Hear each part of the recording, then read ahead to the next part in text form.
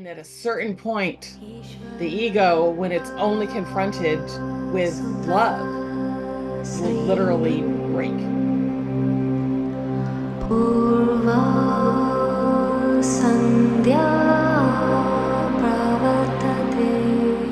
I love you, you deny me. I love you, you blame me. I love you, you get angry.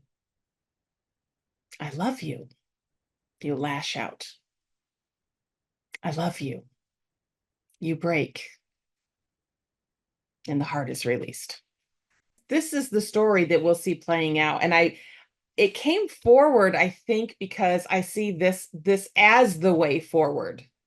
So remember we've been talking a lot politically, right? Because it's so easy to see the two opposite sides, battling against each other. And those two opposite sides that are battling against each other is the same experience as the ego battling against the eternal. The eternal isn't battling back. that's a fight that's literally only going on between the ego and itself. But this is what we're watching. We're watching it happen in the world in a very, very public way that we're all engaging in. And then when we choose a side, we are either aligning ourselves with the ego state or we're aligning ourselves with the eternal in this good, bad scenario, right? But the reality is it's all ego. It doesn't matter which side you choose. If you are aligning with it and identifying with it, you're just locked into an egoic state. And how is it that we go past it? Do we go past it by fighting it? No, we actually don't. And the beautiful thing about this and the way the little poem came forward is that the first thing was I have very direct experience with exactly this scenario. And I've seen it in action, and it's beautiful to witness. Hard to be on the other side of it, and hard when you're on the one on the other side of it. But this is how it plays out.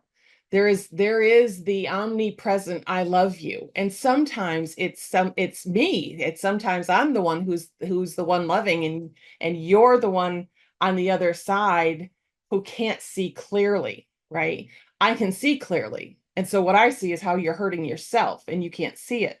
So I'm saying but I love you, right? And what do? You blame me, but I love you. You deny me. First, it would be the denial, right? Because you're watching it go through a process. You deny me. No, you don't. Right? But I love you. Well, but this is really, your fault. But I love you. Oh God, blah blah blah, right? Angry. I love you. And now you lash out and you're horrible and wretched. And I love you. And at a certain point, the ego, when it's only confronted with love, will literally break. At a certain point, it just breaks. Because what the ego is always looking for is it's always looking for the opposite side of its own patterning, right? I need the reinforcement of the opposite side to help me hold this identification in place. My sense of self has to be held in place, and it gets held in place by the reinforcement that I experience every time I'm at odds with something outside of myself. So what do you do when you're up against something that refuses to play your game? And it's just standing there saying, but I love you. I love you. Well, you get angry, right? No, you don't. Nobody loves me. No, you don't, right? And when all these things happen, you're witnessing the ego's story and how it perceives itself in relation to God. It's exactly what you'll be witnessing coming at you from the other. It's exactly what ego thinks about God. And it can be ugly. It can be really ugly. But if you hold your center in the middle of it and just love them, at a certain point, it just can't fight anymore because there's nothing left to fight against. So they either will remove themselves and then have to go off and get that reinforcement somewhere else. Or if they stay, this is what we experience. Something cracks in that identification. And I wouldn't call it surrender from the space of like a willing surrender. Something cracks and it just kind of falls apart. What I say, I use the word breaks, right? He breaks or you break. You or he being the identified state, it breaks. And the heart is released because the heart is always free, but it's been held in this constricted space, right? It's like it has a cage over it. And that cage is the identification. And when that cage breaks, what happens? The heart is released.